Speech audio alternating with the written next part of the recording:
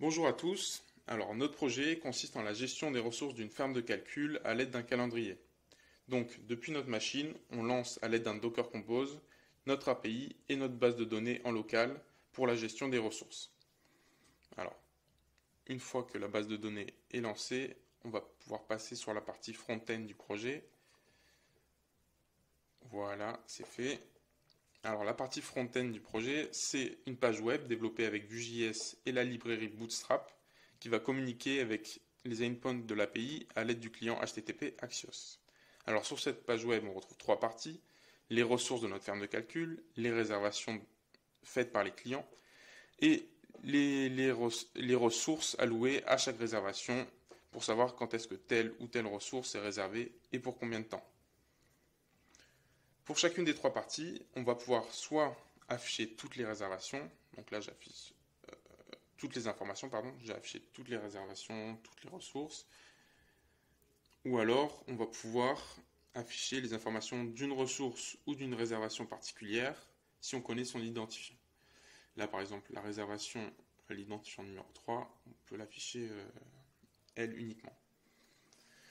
Aussi, on peut, en renseignant les champs demandés, ajouter une ressource. Voilà, là c'est ce que je vais faire. Je vais ajouter la ressource à l'identifiant numéro 8 qui est libre, auquel je vais allouer 5 mémoires et 5 GPU, et on peut voir que la ressource a bien été ajoutée. On peut faire la même chose avec les réservations. On peut ajouter une réservation.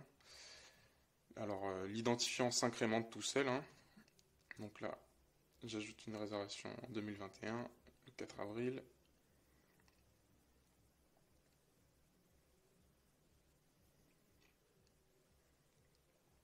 Et voilà, donc j'ajoute la réservation. On peut voir que la réservation à l'identifiant numéro 4 a bien été ajoutée.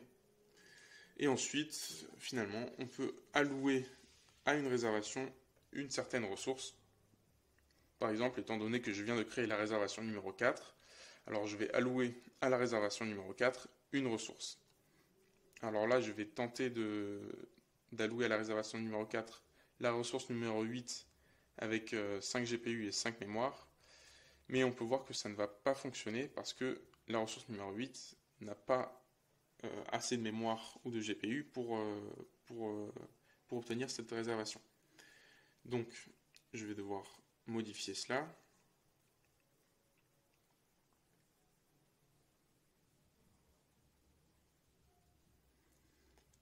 Et finalement, je décide pour la réservation numéro 4 de lui allouer la ressource numéro 7 avec 3 GPU et 3 mémoires.